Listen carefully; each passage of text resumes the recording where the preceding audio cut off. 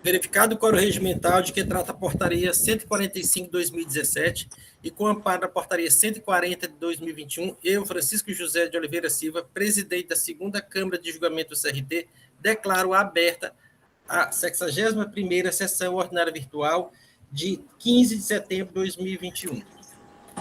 Inicialmente, indago os senhores conselheiros se receberam a ata da sessão anterior e se tem alguma observação ou correção a ser feita na ata.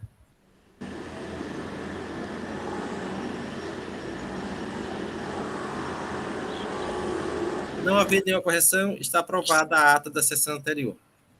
Indago a secretária Silvana se os conselheiros disponibilizaram alguma resolução para leitura. Não, senhor presidente. Por isso, o senhor está com duas câmeras ligadas, está dando uma microfonia aqui, um eco.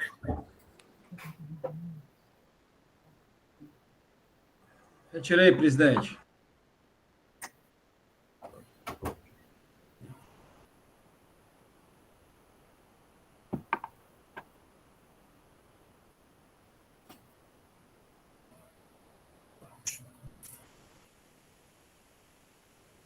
Só colocou uma, presidente. Pronto. Obrigado, doutor Leilson. Não havendo leitura para resolução para leitura, passamos para a nossa ordem do dia. Hoje estará conosco, representando a PGE, o doutor José Cine Valente Lima, nosso consultor, e o doutor Biratã não poderá participar dessa sessão, nem nas próximas dessa semana, tá certo? O doutor Cine estará conosco esses próximos 3 dias. Começando na ordem do dia, hoje teremos 4 processos. Os 2 primeiros estão acompanhados pelo doutor Aldemir e doutor Sábio, o da Ford pela doutora Ana Carolina. Então, vamos começar a ordem do dia. Anuncio o processo de recurso 1.1816/2019, aí 2019-01080. Recorrente, Companhia Energética do Ceará, Coelce. Recorrido, Seju. Relator, doutora Maria de Lourdes Andrade. Para fazer sustentação oral das razões recursais, doutor Aldemir Augusto e doutor Sávio Oliveira. E representando a PG aqui está o doutor José Cine Valente Lima. Com a palavra, a relatora, doutora Lourdes. Bom dia a todos. Presidente... Só um doutor... Pois não, doutor Ademir, o senhor está no questionamento? Teve um processo, doutor Franzé, que ele tinha ficado... Houve um problema na minha conexão, que é o 01090, vou chamar assim, né? Até estava na manifestação do doutor Henrique Gereissati, chegamos a iniciar os trabalhos nele, e aí eu vim preparado para começar por ele, porque ele foi, assim, vamos chamar, ele foi interrompido pelo problema técnico. Não seria o caso de retornar nesse ponto, porque eu fui levantar as questões que eu, na hora, queria expressar para o doutor Henrique Gereissati e fui interrompido pelo problema técnico. Mas, claro, se a ordem é esta, que o senhor está... Eu pediria, se fosse possível, viu, dona Lourdes? Se fosse possível essa inversão, doutor Franzé, por esse sentido, por facilitar o trabalho, já que é um auto que já estava mais ou menos trabalhado e ficou essa dúvida em relação a determinadas composições que foram levantadas por doutor Gereissati. O doutor Henrique está presente, mas como tem o xintado do doutor Cid mudou, vamos seguir a ordem mesmo, doutor Ademir, tá certo? Então tá bom. Tá certo? Então, a palavra, doutora Lourdes. Obrigada, presidente. Nós estamos aqui com um processo lavrado no 9 de janeiro de 2019, que tem o seguinte relato de infração: crédito indevido proveniente do lançamento na conta gráfica do ICMS em desacordo com a legislação. A empresa, sob fiscalização, creditou-se indevidamente de ICMS no valor de R$ 714.153,57 no período fiscalizado, quando tomou serviços de transporte de terceiros para movimentar materiais de consumo e imobilizado, conforme detalhado na informação complementar em anexo. Foi apontada a infringência aos artigos 49, 52 e 53 da Lei 12.670/96, com a imposição da penalidade preceituada no artigo 123, 2A da mesma lei. A ação fiscal ela se desenvolveu sobre o período de janeiro a dezembro de 2014, porém o lançamento efetuado abrange os meses de fevereiro a dezembro de 2014, e o valor total do crédito tributário é de R$ 1.428.307,14. Eu vou ressaltar alguns pontos das informações complementares que me parecem relevantes.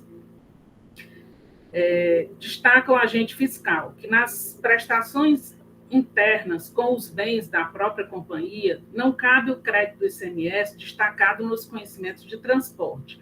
Ela figura como remetente e destinatária e absorve o custo do ICMS sobre o frete como usuária final.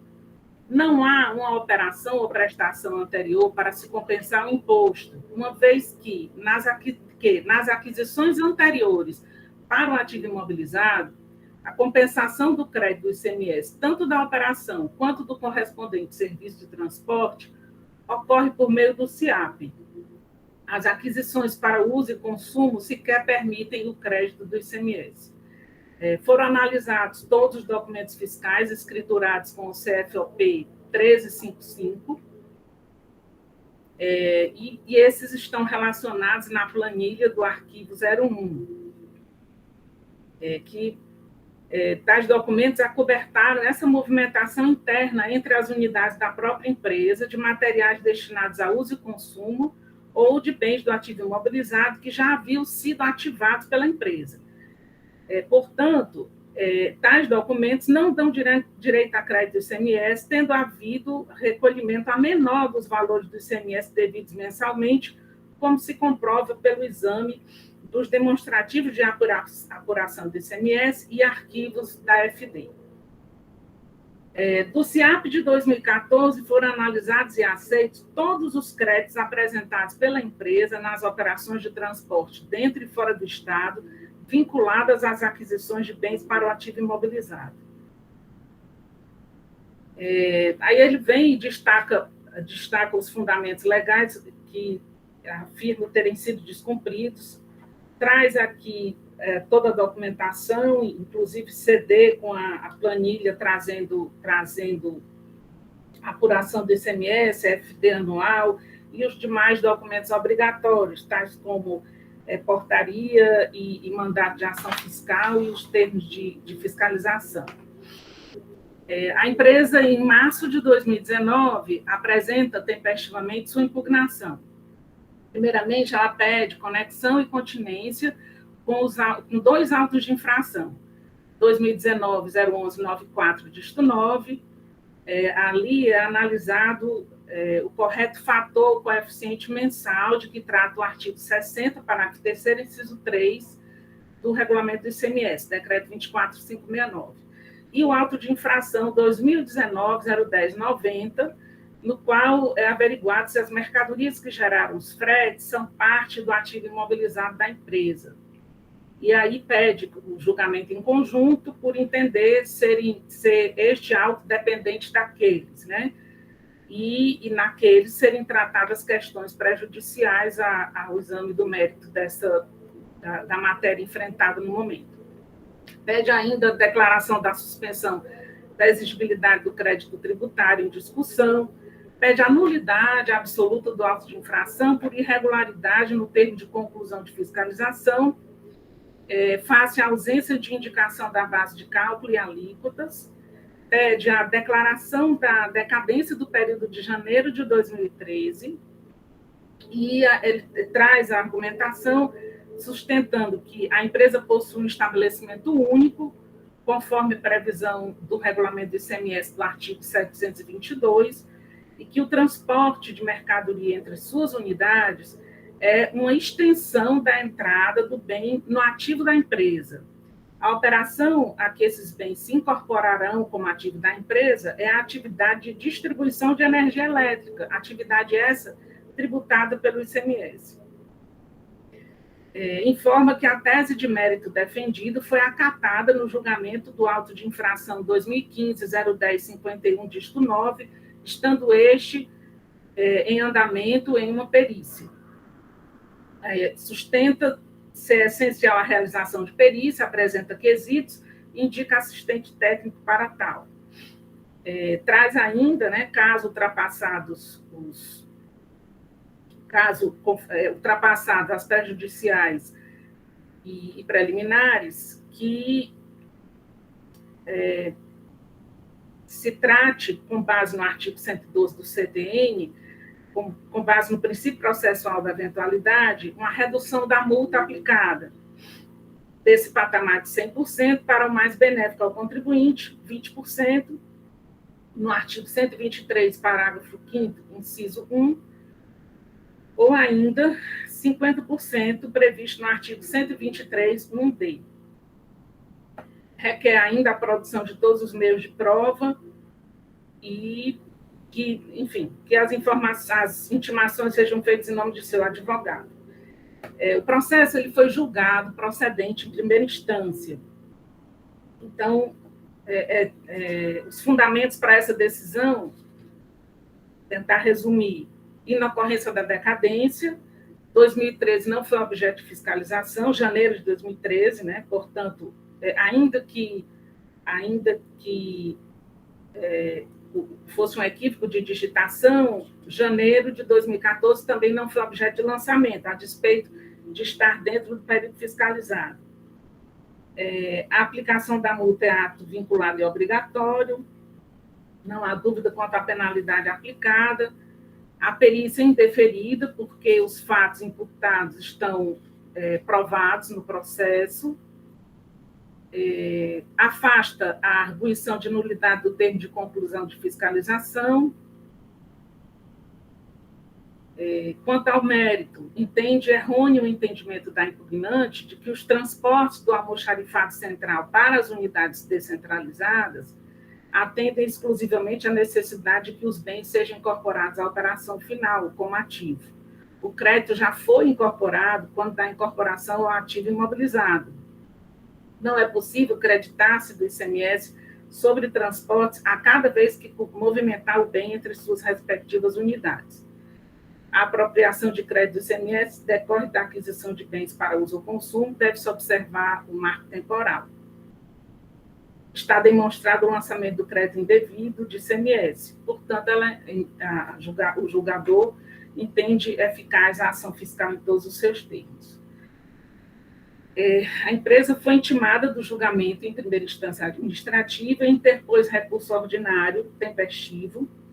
Ela revisa os argumentos trazidos em sua impugnação, dando ênfase à decisão proferida pela 4ª Câmara de Julgamento deste Conselho, relativamente ao processo de recurso 1469/2015, auto de infração 1/2015-01051, que foi julgado na 20ª sessão ordinária de 24 de maio de 2017, e encontra-se aguardando a realização de perícia. E também acresce aos seus argumentos o não cabimento dos juros moratórios incidentes sobre a multa lançada de ofício, calculados a contar do fato gerador. Entende a impugnante que esta deve ser recalculada para que os juros incidam a partir da lavratura do auto de infração. O processo foi encaminhado para a célula de assessoria processual tributária, que emitiu o parecer 218/2020, onde a assessoria tributária sugere o conhecimento do recurso ordinário para negar improvimento, confirmando a procedência do lançamento. Presidente, eu deixo para o representante da PGE fazer as observações quanto à fundamentação do parecer. Muito obrigada.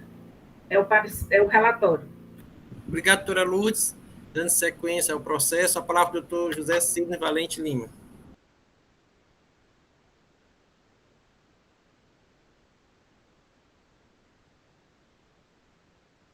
Sem áudio. Sem áudio, doutor Sidney. Opa. Senhor presidente, senhoras conselheiras, senhores conselheiros, doutor Ademir, prazer rever depois de tanto tempo. Encontrava com o senhor sempre nas defesas orais, né, na época que atuava como conselheiro. Seja bem-vindo. Muito obrigado, doutor Sidney. Senhor presidente, esse processo, eu não sei se esse processo ele foi submetido à perícia. Acredito que não, né? Apenas o próximo, né, da pauta. Isso, ainda não, doutor Cid, ainda não. Certo. Eu vou fazer, então, a leitura aqui da fundamentação do parecer. Vamos lá. O fato gerador da autuação trata-se de crédito indevido de ICMS em razão da empresa ter utilizado serviço de transporte de terceiros para movimentar materiais de uso, consumo e imobilizado no valor de R$ 714.153,57 e multa de igual valor. No tocante ao pedido de nulidade, em razão do termo de conclusão não constar base de cálculo e alíquota, não pode ser considerada em virtude de constar o valor do crédito tributário, ICMS e multa, no campo do auto de infração e nas informações complementares, assim oferecendo oportunidade para que o contribuinte apresente o seu sagrado direito de defesa. No que se refere ao pedido de decadência do mês de janeiro de 2014, entendemos que a ação fiscal está dentro do prazo para o fisco proceder ao lançamento substituto do lançamento por homologação, artigo 150, parágrafo 4º CTN, pois o fato gerador é do período de fevereiro de 2014 e março de 2014, maio e dezembro, sendo o auto de infração lavrado em 29 de janeiro de 2019, consciência em 31 de janeiro de 2019, portanto, dentro do prazo de 5 anos do fato gerador. Que se refere à conexão de julgamento dos processos, esclareça que o auto de infração número 2019-01097, o agente informa que foram considerados e aceitos todos os créditos apresentados pela empresa nas operações de transporte, dentro e fora do Estado, desde que vinculadas a aquisições de bens para o ativo permanente. No que diz ao auto de infração 2015-01051, tratar de matéria do processo em tela, esclareça que, com base no livre convencimento dos julgadores, o processo foi convertido em pedido de perícia pela 4ª Câmara de Julgamento, portanto, cabendo, no caso em questão, aos conselheiros examinarem se os fatos relatados são realmente os mesmos que ocasionaram o pedido de perícia, uma vez que existe vinculação de julgados. Noticie que a matéria é idêntica ao processo em avaliação teve julgamento pela procedência da autuação, conforme resolução 030/2017 da primeira Câmara do CRT, na 106ª sessão ordinária do dia 7 de dezembro de 2016. No tocante à legislação violada pela empresa, esclareça que o contribuinte se defende de todos os fatos descritos no relato do auto, e não dos artigos citados pelo autuante, ainda que no corpo do auto de infração encontramos referência dos artigos que o autuante entende violados. Esclareça que o fato motivador da autuação refere-se à situação que a Coelce, no período de 2014, apurou ICMS mensal, a recolher, aproveitando indevidamente crédito destacado em operações de serviço, em operação intermunicipal, de serviço de transporte destinado à movimentação interna entre as suas unidades. Cabe notar que o ICMS incide sobre a operação relativa à circulação de mercadoria e sobre a prestação de serviço de transporte interestadual e intermunicipal, por qualquer via, de pessoas, bens, mercadorias ou valores, consoante previsto no artigo 2º, 1.2, da Lei Complementar 87/96. A legislação federal define o que seja ativo permanente, a Lei 4.604/76, a Lei das Sociedades Anônimas, como aquele destinado à manutenção das atividades da empresa ou exercido com essa finalidade, bem que tenha prazo de vida útil superior a 1 ano e seja classificado como tal na contabilidade da empresa. Destaque que é permitido ao crédito relacionado ao serviço de transporte correspondente à entrada do bem para imobilizado, conforme previsto no artigo 20 da Lei Complementar 87/96. Porém, o causa dos autos refere-se a movimentações posteriores entre as unidades da Coelce, após a ativação dos bens transportados. Insta a trazer que as saídas dos bens após a entrada do ativo mobilizado da Coelce são movimentações internas que são regidas pelo previsto no artigo 6, inciso 13º, do Regulamento do ICMS, portanto, sendo operações isentas do ICMS. Assim como as operações de movimentação interna de bens da Coelce é isenta, assim como a operação de movimentação interna de bens da Coelce é isenta, não dará direito ao crédito do serviço de transporte utilizado na operação pelo contribuinte. Também saliente que o crédito relativo à operação com bens de uso e consumo do estabelecimento, bem como os respectivos serviços de transporte, somente será permitido a partir de 1º de janeiro de 2020, conforme certo no artigo 33.1 da Lei Complementar 87/96. Noticia o disposto no artigo 123, 2A, da Lei 12.670/96, que considera crédito indevido todo aquele escriturado na conta gráfica do ICMS em desacordo com a legislação e que foi aproveitado pelo contribuinte. No tocante à incidência da Selic sobre a multa de ofício, entendemos que o lançamento constitui o crédito tributário ICMS e multa, devendo ser aplicado juros de mora a partir do fato gerador da obrigação, artigo 142 e 144 CTN, conforme talhado no artigo 62, parágrafo 5º da Lei 12.670/96, combinado com o artigo 80, parágrafo 1º do Decreto 24.569/97. Quanto à multa aplicada pelo autuante, diga-se que a penalidade tributária é matéria de reserva legal, é a atividade do lançamento vinculada à lei, não podendo o aplicador da existência da penalidade específica aplicar outra penalidade, já que a multa tem como função inibir o cometimento de infração tributária por parte do contribuinte. Desta feita, constitui catalogado no artigo 20, parágrafo 5º, inciso 1 e 7 da Lei Complementar 87/96, o contribuinte creditou-se indevidamente no ICMS de serviços de transporte intermunicipal, de movimentação interna de mercadoria destinada a uso e consumo, no período de 2014, ficando sujeito à penalidade talhada no artigo 123, 2A, da Lei 12.670/96, alterado pela Lei 13.418/03. Por ser específica para o caso, não podendo ser aplicada a atenuante requerida pela requerente. Isto posto, opina-se pelo conhecimento do recurso ordinário, negando o provimento, a fim de confirmar a decisão de procedência do lançamento. Esse é o teor, senhor presidente, do parecer da consultoria. Obrigado, doutor Sidney. Seguindo o rito aqui processual, a palavra está do doutor Aldemir Augusto e doutor Sávio Oliveira.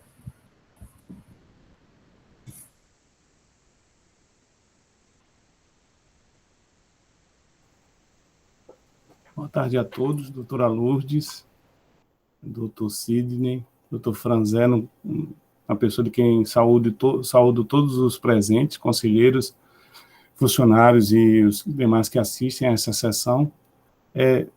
Então, esse auto de infração, doutores, ele tem uma temática muito interessante. A fiscalização entendeu por bem glosar os créditos aproveitados pela recorrente, pela COELSE, sob o argumento de que se tratava de movimentação posterior à ativação do bem. E, portanto, como seria posterior à ativação do bem, não caberia o crédito na forma que foi aproveitado pela COELSE. Além disso, né, ele tem relacionado o próprio fator de estorno, é um outro auto, né, esses autos são todos imbricados, vamos chamar assim, né, eles são interrelacionados, eles afetam um ao outro.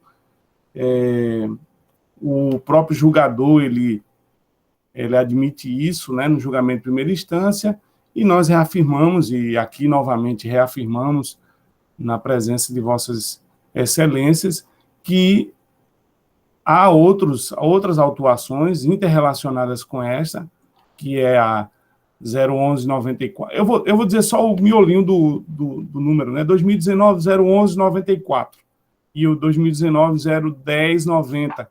São citados, inclusive, no relato fiscal. Então, esses dois autos, eles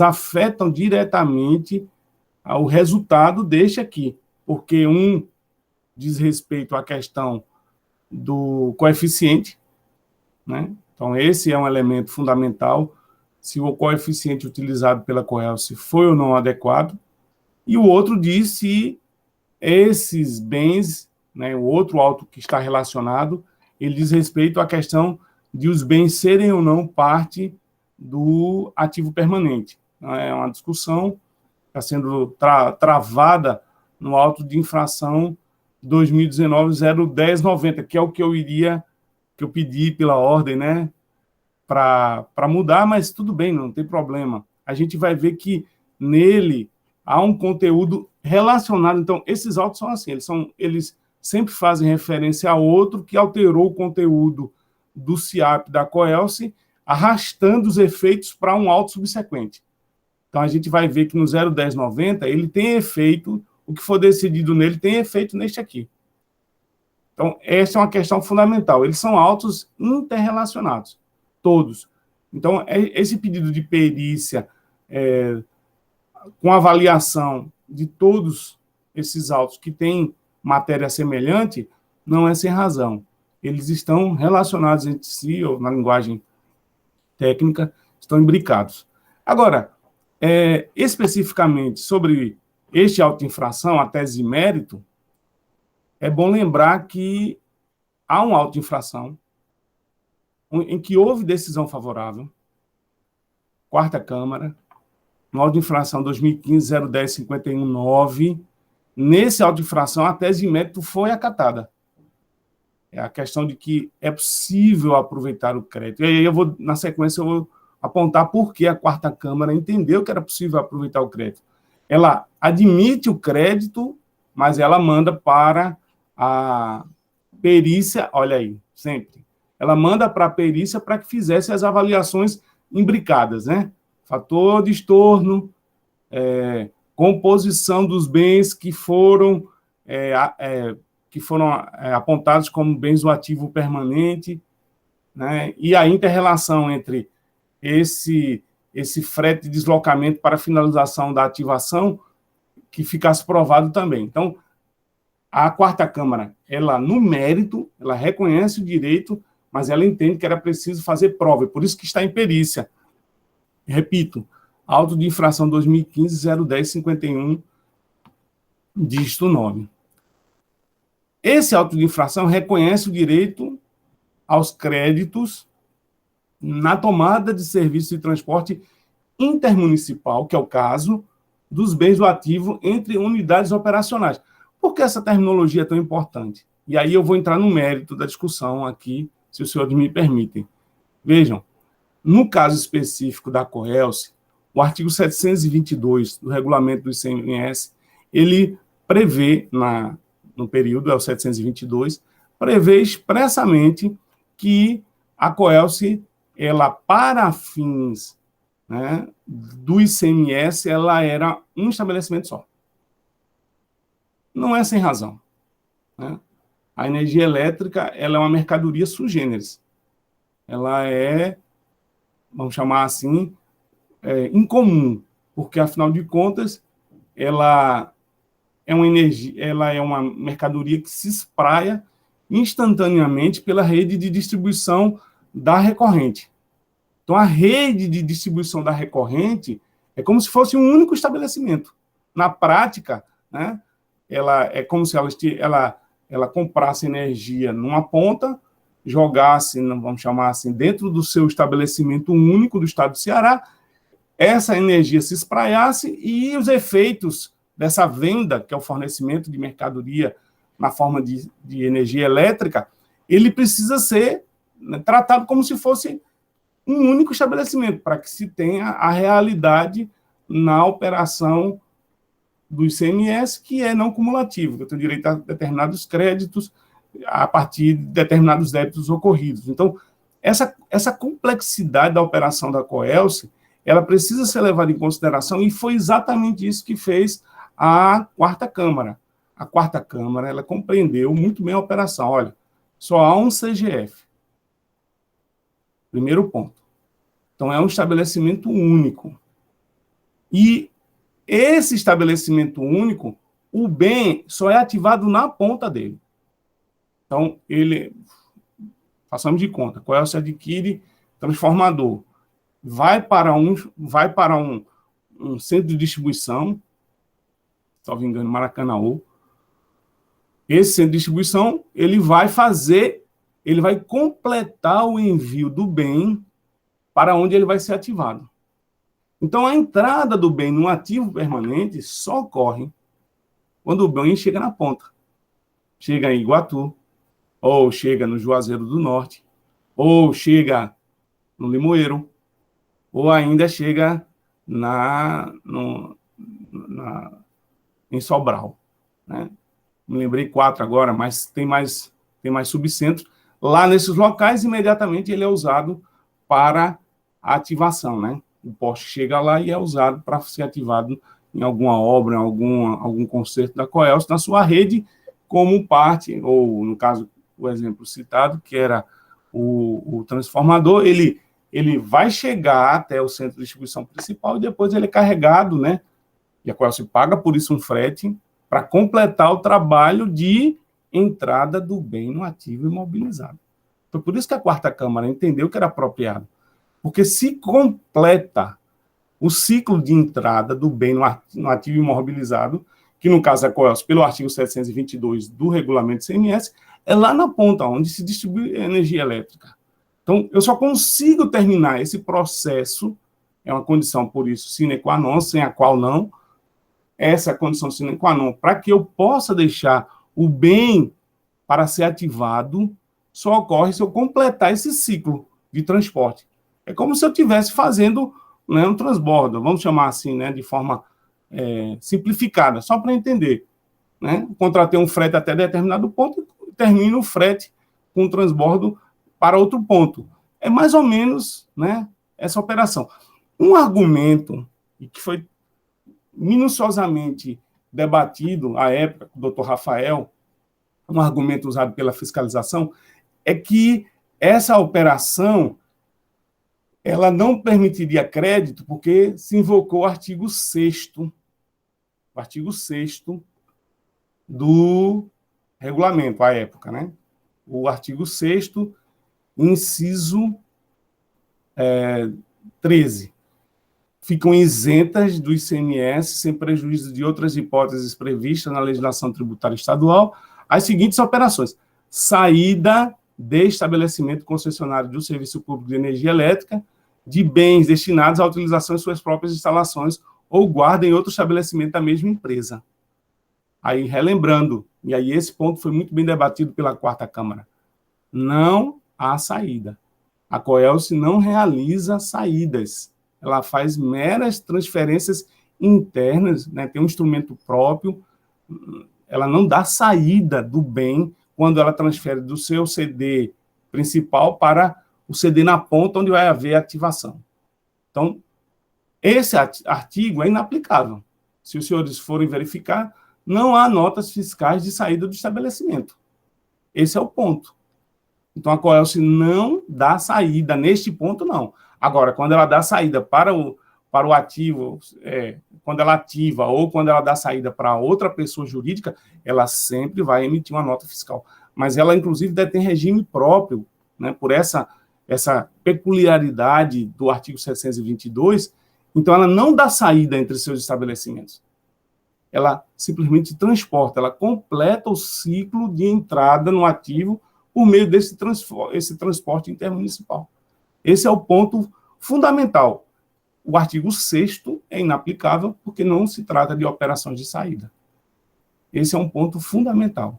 Então, se não se trata de operação de saída entre estabelecimentos, porque ela só tem um estabelecimento, inclusive, conforme o artigo 722, não se trata de isenção. E, portanto, essa negativa do crédito, cujo lastro seria o fato de se tratar de operação isenta, e caso sendo operação isenta, realmente não caberia dar direito ao crédito, essa é um equívoco, né? É uma questão de erro de fato. Podem descer aos autos e verificar que a COELS só tem um estabelecimento. Ela faz está lá o CGF, é um CGF só, e esse CGF ele é único para o estado do Ceará. É uma peculiaridade da COELS. Então, a quarta Câmara, ela se debruçou sobre esse assunto e percebeu que, efetivamente, não se trata, primeiro, de saída que possa gozar de isenção e que, portanto, não caberia o aproveitamento do crédito. Segundo, que esta operação intermunicipal nada mais é do que completar o ciclo de entrada, né, por uma peculiaridade da COELS. A COELS tem uma peculiaridade muito, muito própria, ela só consegue ativar na ponta. Então, esses dois elementos fizeram com que a quarta Câmara desse provimento às razões de mérito, claro. A COELS se sabe que, mesmo acolhendo as razões de mérito, implica na necessidade de averiguar os créditos em si mesmo, né? Como eu disse, né? O pau que, vamos usar assim, é uma linguagem que eu ouço muito, o pau que dá em Chico, dá em Francisco, né? Então, é óbvio que quando a COELS pede que os autos sejam conhecidos de forma imbricada, né, interrelacionada, para que os efeitos afirmados, né? Coeficiente, expurgo do 49º mês, cada um está distribuído, cada efeito está distribuído em um auto separado, composição dos bens que foram objeto de apropriação de crédito. Cada um desses autos diversos, eles se interrelacionam, e aí a perícia vai ter que averiguar esses outros elementos que são elementos de fato. Mas os elementos de direito, conforme a Quarta Câmara decidiu muito corretamente, eles podem ser apreciados. A COELS pode sair daqui com a decisão dizendo, olha, o crédito em si, como fez a Quarta Câmara, ele é apropriado. Entretanto, é preciso averiguar outros elementos de fato. E é por isso que a COELS pede que se dê provimento ao recurso ordinário no seu mérito, para reconhecer o direito ao crédito, pela peculiaridade dessa operação. É uma operação muito específica, de um estabelecimento que abrange os 184 municípios do estado do Ceará, cuja ativação só ocorre na ponta, na distribuição. Então, essa peculiaridade do artigo 722 tem que ser levada em conta, como a Quarta Câmara levou em consideração. Não há saída isenta entre as unidades, é um CGF só, não há saída isenta. Esse é outro detalhe de extrema importância. E, ultrapassada essa questão de mérito, certamente haverá necessidade de averiguação do montante que é possível apropriar, considerando os outros argumentos interrelacionados dos outros autos de infração. Eu não podia deixar, como último ponto, doutora Lourdes e demais conselheiros, peço só apenas 2 minutos para tratar da questão da multa aplicada, né? A multa aplicada, ela foi aplicada como se fosse o caso de crédito indevido, né? A multa aplicada, ela foi para o patamar de 100%, e ela deveria ter sido para o patamar de 20%, porque o artigo 123 diz que, no inciso 2, o 123 da 2.670 de 96, a legislação nossa do Ceará, ele diz no inciso 2 que, com relação ao crédito, ele falando das infrações e penalidades cabíveis, ele fala que o crédito indevido, ele terá uma multa de 1 vez o valor do crédito indevidamente aproveitado. É o que diz expressamente o 123.2A. Entretanto, basta aí o parágrafo 5º, que diz que na aplicação dessas penalidades, ou seja, exatamente a penalidade do A, 123.2A, o 5º, parágrafo 5º, diz assim, que quando for ser aplicada essa penalidade do A, aí vejam a especificidade. Então, é lei mais específica, né? Lex specialis derogat generalis. Essa é uma regra de amplo conhecimento, né? Desde a lei de introdução ao Código Civil, também hoje na Lindeb. Esse princípio de que a lei especial prevalece sobre a lei geral, neste caso, há uma lei especial. Eu vou ler, peço vênia a todos, só porque ela é muito, muito clara. Olha, na aplicação das penalidades previstas nas alíneas A e E, né, exatamente a linha A é a que está sendo aplicada pela fiscalização, se o crédito não tiver sido aproveitado no todo ou em parte, olha só, veja a clareza. Crédito indevido, se o crédito não tiver sido aproveitado no todo ou em parte, a multa será reduzida a 20% do valor do crédito registrado, sem prejuízo da realização de seu estorno. Perceberam? Então, aqui fala assim, determinar o estorno quando o crédito tiver sido parcialmente aproveitado. Então, realizar o estorno e uma multa de 20%. Então, aqui fica muito claro, excelências, que a norma mais especial para o caso é o parágrafo 5º, inciso 1, do mesmo artigo 123, onde determina 20%. Em última hipótese, né, por mais absurdo que possa parecer, mas eu preciso trazer, pelo princípio da eventualidade, essa multa nunca poderia ultrapassar o patamar de 50%, porque, afinal de contas, o efeito prático deste creditamento é, como a Coelce sempre é devedora do ICMS, ela, né, eu acho que seria um caos um dia a Coelce ter um mês credor na sua apuração do ICMS, ela é sempre devedora na apuração do ICMS, a Coelce, ela, portanto, paga o tributo, né, o ICMS. O efeito prático deste creditamento nunca é aumentar crédito seu, é deixar de recolher. E em diversas oportunidades, este Conselho entendeu que nessas situações em que o contribuinte é devedor, independente deste crédito, ou seja, o crédito apenas diminuiu o tamanho do débito que foi pago tempestivamente e declarado à fiscalização, a multa seria de 50% prevista no inciso 1D do artigo 123. Então, para simplificar, a multa específica, sem dúvida, é de 20%. Tá a gente colacionou ela nos memoriais que foram enviados. Pelo artigo 112 do CTN, ou seja, né, numa tentativa de, vamos dizer assim, se houvesse dúvida em relação a isso, seria a multa de 50%.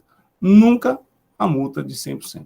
Então, a parte pede, suplica a conexão e a continência de um julgamento deste auto com os outros autos citados, que é o 2019-01194, inclusive citado pela fiscalização no próprio corpo das razões, 2019-01090, também citado no corpo das razões da fiscalização. Primeiro, porque tem a questão do coeficiente, e se as mercadorias cujo frete está envolvido aqui neste caso, são mercadorias que fazem parte do bem do ativo permanente. Tudo isso levará, excelências, pensamos nós, e suplicamos nesse sentido, a mesma conclusão do auto de infração 2015-01051, dígito 9, da 4ª Câmara, que reconheceu o direito ao crédito, mas, obviamente, por essas inter-relações, mandou usar os autos à perícia para averiguar as questões de fato em relação ao montante do crédito apropriado, mas já não discutindo se teria direito ou não ao crédito. Pensamos que esta é a solução mais apropriada e suplicamos que esta Câmara, reconhecidamente técnica e desanuviada, né, sempre compreendendo da melhor forma possível, dê provimento ao ordinário nesse sentido, conforme pedidos do recurso. Obrigado, doutor Ademir. Doutor Sá, vai fazer alguma complementação? Então, por hora não, senhor presidente. Só indagar, doutor Ademir, se as preliminares de nulidade, por erro no termo de conclusão, decadência, juros moratórios, permanecem. Como dizem lá no trabalho, remissíveis, doutor. Obrigado, Ademir. Só esclarecer, até para o doutor Ademir, não sei se está lembrado, que no dia 9 de agosto do corrente ano, nós julgamos o processo 2019-01194, foi julgado procedente, inclusive, por esta Câmara de Julgamento. Ok. Os demais conselheiros, que é o primeiro que o senhor fala, tem conexão. Perfeito. Foi julgado procedente, foi mantida a procedência da autuação. Senhores conselheiros, o processo está em debate.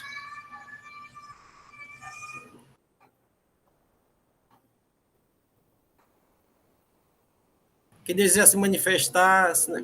Pronto, doutora Lourdes levantou a mão, o doutor Leilson levantou a mão também, então vamos começar a ordem aqui, doutora Lourdes, depois doutor Leilson. Presidente, eu agradeço. Agora, eu tenho um convencimento formado, então eu gostaria até de ceder a minha vez na fala para o doutor Leilson, para ouvir outros argumentos. Eu pediria a gentileza de falar em seguida, por favor. Obrigada. Está bem, doutora Lourdes. Doutor Leilson, com a palavra. Presidente, o senhor tem como repetir a data em que o auto de infração 011/94 foi julgado por essa Câmara? Até a relatoria foi lá de Vossa Senhoria, foi do dia 9 de agosto. Não é isso, Silvana? Eu estava com essa desconfiança que tinha sido minha relatoria, e eu estou tentando capturar aqui o que foi o cálculo que foi feito lá. Por que eu estou querendo fazer isso? Que eu, assim como foi dito pela empresa, eu guardo uma certa conectividade entre as duas autuações, tá? Acho que tem conexão. E eu quero ver nos meus, que são tanto autos da Coelce, que eu não sabia se tinha sido minha relatoria, se tinha sido relatoria de qualquer outro colega, mas eu estou procurando aqui, presidente, para verificar o que é que foi motivo do cálculo lá da Coelce nesse sentido, né, de verificar o que, como foi o cálculo que foi feito do estorno em relação das operações isentas e não tributadas em relação ao total, para que se verifique o valor que seria objeto desse estorno. Porque eu estou abrindo ele aqui, o meu voto, e eu quero ver aqui o cálculo, que o que me interessa, presidente, é o cálculo. Porque se essas prestações foi objeto dessa autuação, obviamente que ela não poderia ser objeto dessa autuação que nós estamos aqui discutindo agora, né? Então, assim, eu estou abrindo aqui, eu vou já falar a respeito dessa questão da não aplicação da multa de 20% e por que da multa de não aplicação da multa de 50%. Começo, de certa forma, com a multa de 20%, ela não cabe, como bem foi trazido pela defesa, e como bem disse a própria empresa, ela foi saldo devedor o ano todo. A partir do momento que ela é saldo devedor do ano todo, qualquer crédito indevido ele é aproveitado no todo. Por quê? Porque ele reduz o valor do imposto a ser recolhido. Então, não cabe a aplicação do parágrafo 5º. Né? O parágrafo 5º é quando o crédito não é aproveitado ou então aproveitado em parte. Aqui, no caso, ele foi aproveitado no todo, em razão de que a empresa é saldo devedor. Então, se eu tinha um crédito indevido de R$30 e meu saldo devedor foi R$100, na verdade, o meu saldo devedor era para ser 130. Então, o crédito foi R$30 foi totalmente aproveitado, por isso que não cabe aí a aplicação do parágrafo 5º. Em relação à multa de 50%, também não cabe, pelo princípio da tipicidade fechada, razão de que a configuração jurídica do lançamento foi de crédito indevido. Crédito indevido existe uma penalidade típica específica para o caso. Não é de falta de recolhimento, é de crédito devido. O que o doutor Chieta, doutor Aldemir, né, doutor Aldemir, melhor dizendo, ele traz se a configuração do lançamento fosse de falta de recolhimento. Nesses casos, não se faz por falta de recolhimento, se faz por crédito indevido mesmo, porque falta de recolhimento é aquele tipo que está lá no 123.1c, 123.1d, ele abrange situações as quais resultam na falta de recolhimento, direto, sem passar pelo crédito. Nesse caso aqui, como está se passando por um crédito indevido, que resultou depois na diminuição, na redução, na supressão do imposto devido, então também não cabe o 123.1d, é o 123.2a mesmo do crédito devido, por ser a sanção típica à conduta praticada pelo contribuinte. Presidente, mas eu estou vendo aqui, eu abri o auto de infração, a planilha do crédito em que foi feito aquele auto de infração, tá? Então, abri a planilha, né, de isentos não tributados, total das saídas de energias. Eu vou passar a palavra agora para a doutora Lourdes, porque eu vou fazer uma consulta aqui na Coelce, se nesse total das saídas da planilha utilizada para efeito do demonstrativo do estorno mensal, se aqui estão incluídas também as prestações, tá? Todas as prestações de serviços. Porque se tiver incluída todas as prestações de serviço, inclusive essas prestações em que o contribuinte faz a movimentação interna, né, eu só vejo um argumento com as venhas do doutor Ademir, fazer com que essa autuação não seja de procedência, se essas prestações, se essa cobrança que está sendo feita nesse auto de infração, ela foi incluída lá no auto de infração de 2011, o 2011-094, porque aí seria um caso de bis in idem. Somente o fato de essas operações, a empresa ativar somente lá quando recebe na sua subsede, digamos assim, então apenas materializa mais ainda a procedência da autuação, porque se eu só me credito quando recebi Juazeiro, essa movimentação de Juazeiro para outro canto, devolvendo ou não tem mais razão de ser. Se eu me credito aqui na Coelce, a sede, e eu ativo aqui na sede, depois eu faço a movimentação para as outras sedes, também não vejo como ser objeto de crédito. Data venha, não sei como foi o entendimento, foi as discussões na quarta Câmara, mas eu não vejo, a partir do momento que foi ativado, como a própria empresa está dizendo, que o crédito só se dá quando dá ativação, a partir do momento que está sendo ativado, todas as operações posteriores, né, decorrente dessa deslocamentos físicos, aí não caberia, no meu entendimento, mais nenhum crédito dessas prestações, porque já foi a previsão que tem na lei complementar do crédito, se creditar da prestação de serviço na aquisição de bens de ativo, é justamente quando você ativa o bem. Foi dito também, com muita propriedade, que a ativação se dá lá na subsede, se dá, ou então aqui na Coelce, né? As posteriores, eu não vejo como ser objeto desse creditamento, tá? Então, pelo que eu estou sentindo aqui, pelo que eu estou vendo, é que esse crédito foi utilizado no SIAP quando da ativação pela Coelce sede. Por quê? Porque a matriz, a contabilidade é centralizada, é na matriz, não existe contabilidade, por mais que você possa ter uma contabilidade gerencial, subsidiária, nas subsedes, mas a contabilidade, nessa ativação, vem para o balanço da matriz. É na matriz, ou seja, na sede da Coelce, que quando tiver no balanço patrimonial em 31/12 do exercício, dizendo que existe tantos de bens de ativo imobilizado, ali estão incluídos todos os bens das sedes e subsedes. E como a contabilidade é centralizada, o crédito fiscal vem na hora da ativação da matriz. Então, assim, eu não, por mais que se diga que a ativação pode ser só na subsede, na hora que chega na subsede, sim, mas a contabilização disso é na sede. Olha, Juazeiro do Norte acabou de receber as estações, sei lá, como é que se dá o nome aqui, qualquer estação lá de São Paulo. Então, eu estou mandando a documentação para que você aí na matriz faça essa contabilização.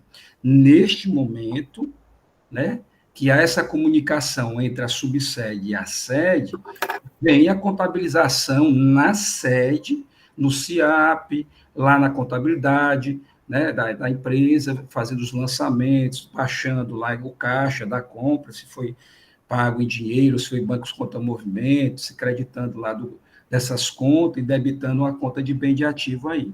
Então, assim, não discordo desse argumento de que a ativação é quando chega lá na subsede, tá? Não discordo. A data é essa mesmo, mas a contabilização disso é na sede. Por isso que eu tenho que a sede contabilizou todas essas aquisições de bem de ativo nas datas respectivas, lançando-os no SIAP. E as operações posteriores, então, de transferências, essas operações não poderiam ser no meu entendimento, mais objeto de crédito da prestação de serviço. Tá?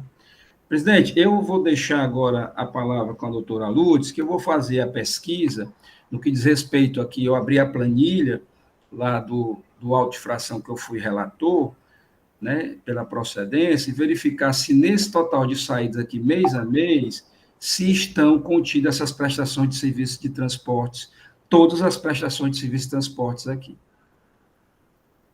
Obrigado, doutor Leilson. Antes de devolver para a doutora Lourdes, a doutora Ademir pediu a palavra aqui. Doutor, algum esclarecimento com relação... Esclarecimento de fato, doutor. Acho que o doutor Leilson não entendeu. Doutor Leilson, não há bis in idem. O senhor vai procurar em vão. A empresa não está dizendo que há bis in idem. A empresa está dizendo que o fator de estorno aplicado neste auto que o senhor está abrindo vai influenciar nos créditos que, porventura, fossem reconhecidos neste auto de infração. Os créditos desse tipo de operação, eles foram separados. Esses autos, eu expliquei no início, são diversos autos, por diversos motivos, eles se imbricam. Este auto que o senhor abriu, ele é um auto que verifica qual o estorno que a empresa deveria ter realizado, porque a fiscalização entende que as operações isentas e não tributadas são maiores do que a Coelce declarou no seu cálculo. Então, veja, não tem nenhuma relação com bis in idem. Primeiro ponto, eu acho que é inútil o senhor ficar procurando algo que não tem. Agora, o segundo ponto, veja, doutor Leilson, que também é uma questão de fato, que ela é reconhecida, inclusive, no novo decreto do Ceará. O novo decreto do Ceará diz, em relação aos bens usativos, que eles só são quando eles são componentes, que é o caso. Quando eles são componentes. Eles só são ativados quando eles são incluídos na máquina ou equipamento. Esse é o ponto. Não, aqui, o que se está dizendo é que, quando entra no estoque da Coelce, a Coelce não ativa, doutor Leilson. Ela não pode ativar por uma questão de regra contábil, regra do regulamento do imposto de renda, e hoje, inclusive, regra do decreto 3323. Então, a ativação, no caso de componentes, que é o problema aqui que a gente está se deparando, essas ativações elas não ocorrem quando o bem é deixado no CD da Coelce principal. Ela só ocorre quando o bem ele é incorporado a esta máquina, a este equipamento complexo, que é a rede de distribuição. Ela é uma parte, ela é uma peça da rede de distribuição. Doutor Leilson, para os efeitos do ICMS, é como se toda essa rede que o senhor vê fosse uma coisa só, porque a energia elétrica se espraia por toda ela. Então, este é o ponto. Não há bis in idem, esse é o primeiro ponto. Segundo ponto, como se trata de componente, a ativação não é quando o bem chega no estoque, é quando o bem é aplicado na rede. Esse é o ponto. É um esclarecimento de fato. Obrigado, doutor Leilson. Presidente, deixa eu só fazer aqui, talvez eu não tenha me feito bem entender no questão do bis in idem. O que eu quero dizer bis in idem é o fato de, se na regra aqui do cálculo do estorno, né, do auto de fração que foi julgado procedente, já foi incluído esses créditos da prestação de serviço de transporte, por eles serem isentos, e eu acho que eles são isentos, conforme o artigo 6º, inciso 13, aí não teria mais razão de ter essa segunda autuação. É por isso que eu estou dizendo bis in idem, é que está vendo uma materialização, pode estar havendo uma dupla sanção à empresa. Primeiro, no auto, lá no primeiro auto, nós julgamos procedentes. É isso que eu quero dizer, o bis in idem. O segundo aspecto da questão da ativação dos bens, dos produtos para os bens, isso é matéria nova. Isso nós estamos tratando aqui de fato de 2014. Essa alteração que veio na nossa legislação, ela é de 2018, se eu não me engano. Eu dei aula sobre isso há pouco tempo, e eu vi que houve essa alteração, né, no que diz respeito a essa questão de 2018, na ativação, que até eu acho que é impraticável a empresa, dadas milhões de forma de se produzir algum produto, né, e você dizer que só pode se creditar daquele componente a partir do momento que ele integra o bem de ativo. Aí você imagina a quantidade de produtos que nós temos E aí, até que se forme um produto, um computador, se compra um teclado, se compra a CPU, se compra o monitor, aí vai se comprar, não, vai se creditando, comprou no mês um, comprou no outro mês, então, não, deixa aí parado, só se credita quando a gente formar agora um computador como um todo. Né? Eu acho até uma regra impraticável, mas essa regra está lá, é verdade, o doutor Ademir trouxe, mas essa regra é do decreto 32885, se eu não me engano, de 2018, que traz essa regra lá. Aqui as autuações se referem a 2014. É por isso que eu não fiz alusão a essa questão dos componentes. Doutor Leilson, vou devolver a palavra à doutora Luz, depois a doutora Neide. Doutora Luz. Obrigada, presidente. Presidente, eu não quero ser repetitivo e peço vênia aos colegas, mas o meu entendimento é o mesmo do doutor Leilson. Eu não vejo essa possibilidade de extensão desse creditamento. Para mim, trata-se de uma movimentação de operações isentas. Eu não vejo como tratar de crédito nessa hipótese. E com relação à aplicação da multa, me parece que o relato é de crédito indevido e nós teríamos, sim, um acerto com relação ao artigo 123, 2A, nessa hipótese. Com relação a essa peculiaridade do auto 2000 anotei aqui o número, 2019-01194, se esse fator foi aumentado, né, para efeito de redução do crédito, e se essas operações, esse frete, né, dessas prestações de serviço de transporte estiverem ali contemplados, também concordo com o doutor Leilson, que nós não teríamos como sustentar essa autuação, ainda que o nosso convencimento com relação ao mérito seja esse. Espero ter sido clara com relação ao meu convencimento. Agradeço, presidente. Obrigado, doutora Luz. Doutora Neide, com a palavra. Obrigada, senhor presidente. Renovo o bom dia a todos, né? Só mesmo assim, com relação a dois aspectos que o doutor Ademir colocou, a questão do parágrafo 12, né? Eu também tenho o mesmo entendimento do doutor Leilson. Não tem como a gente estender o parágrafo 12, porque a Coelce sempre é saldo devedor.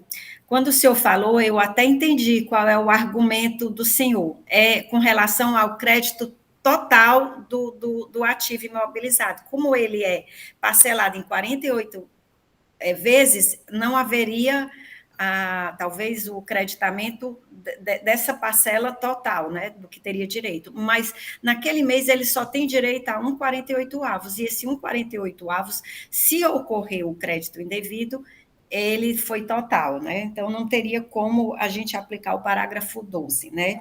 E com relação à multa, o senhor queria falar? É o parágrafo 5º. Não, é só porque é o parágrafo 5º, desculpa, é porque eu anotei errado, desculpa, até estou aqui com a legislação. E com relação à multa de 50%, como é específica aqui no crédito indevido, essa redução de multa, ela pode até ser aplicada em alguns casos, eu sou uma das conselheiras que aplica, no caso de falta de recolhimento. Falta de recolhimento, assim, dependendo do tipo de autuação e dos fatos, há uma possibilidade de aplicação dos 50%, mas crédito indevido, não. A redução que pode ser concedida ao crédito devido é a prevista do parágrafo 5º. Então, não haveria como reenquadrar para uma falta de recolhimento e depois um atraso de recolhimento, já que o fato consignado no auto de infração é de crédito indevido, né? O agente do fisco foi bem pontual quando escolheu a infração. Era só esses aspectos, doutor Franzé, conselheiros. Obrigado, doutora Neide. Proceder à discussão. Obrigada, doutor Wander. Quer fazer algum acréscimo, doutor Wander? Doutor Leilson, quer fazer mais alguma consideração? Então, os senhores já estão aptos a votarem no processo? Doutor Henrique Gereissati. Eu queria só fazer uma observação aqui para tentar corroborar aqui com o doutor Leilson.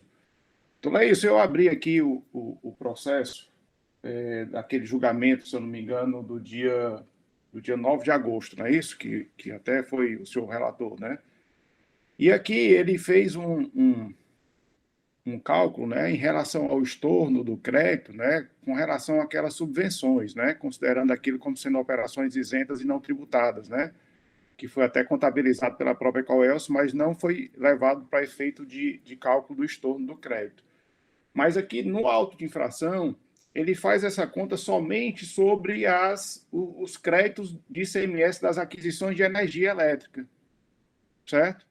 Então, ele tem um quadro aqui bem claro, ele pega as saídas totais de energia, pega as saídas isentas e não tributadas, e pega o crédito do ICMS das aquisições de energia elétrica e faz esse cálculo, né? Então, só utilizou, na realidade, para efeito de estorno, a parcela da energia elétrica, que não é o caso aqui do processo em si, né? Que nós estamos falando de ICMS de transporte.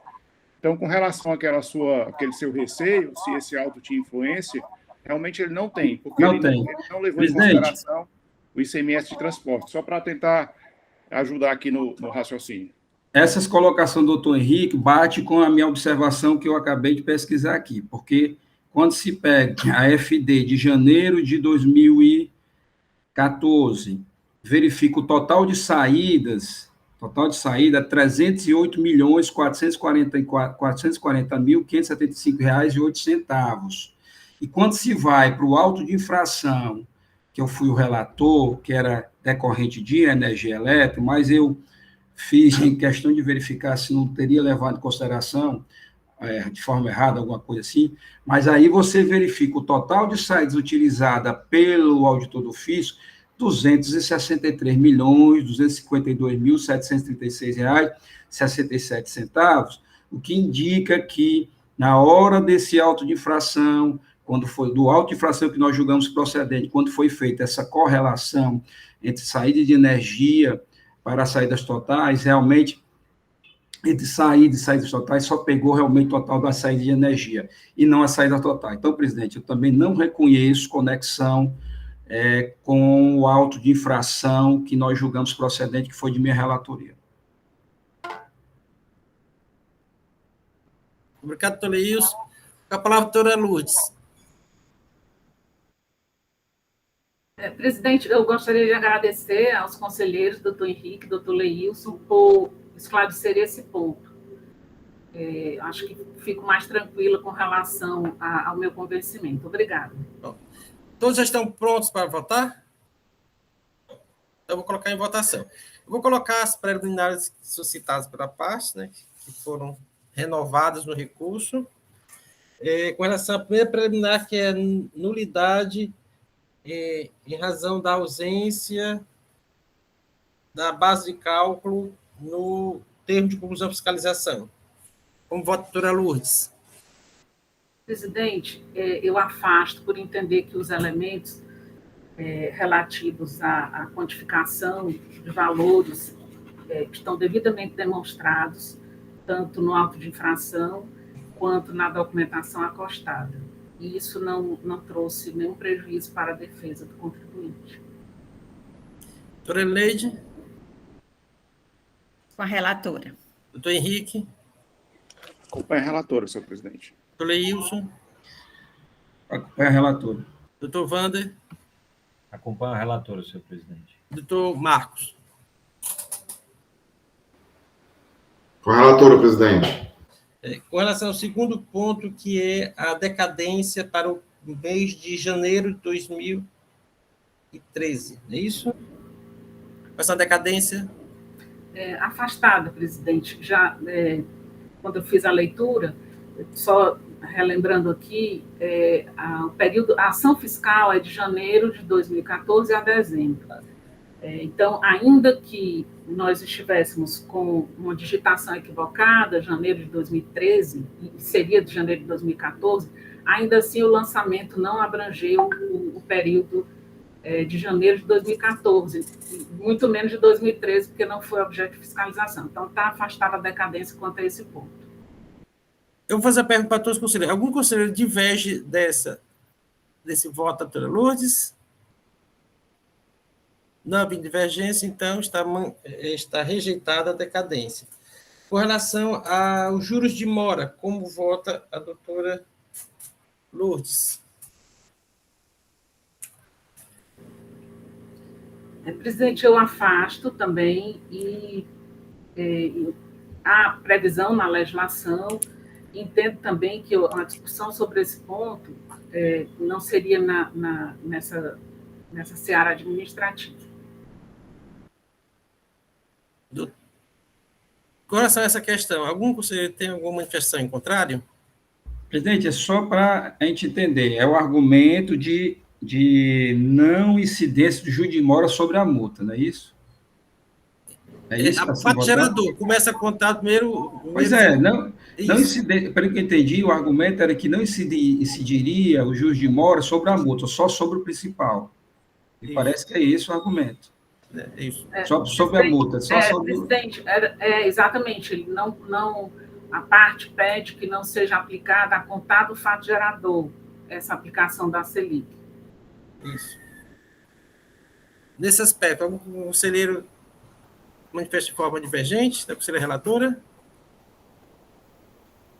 Não havendo, também está afastado o pedido da parte. Com relação à perícia citada, doutora Lourdes? Eu afasto, presidente. Entendo que os elementos trazidos aqui são suficientes. A parte não trouxe nenhum elemento quantitativo que pudesse ensejar uma dúvida quanto ao valor lançado, nenhuma dúvida a ser esclarecida. Doutora Elineide, com relação a esse pedido? Afasto, senhor presidente. Doutor Henrique? Acompanhe a relatora, senhor presidente. Doutor Leilson? Com a relatora. Doutor Wander? Acompanho a relatora, senhor presidente. Doutor Marcos? Com a relatora, presidente.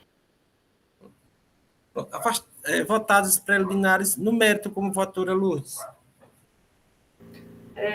Presidente, tinha um ponto também que a parte levantou, que era prejudicial não, perdão, também estava dentro das preliminares, que era tratarmos em conjunto aqueles dois processos. Um já foi julgado, eu entendo que o outro também não guarda relação direta com o tema aqui tratado.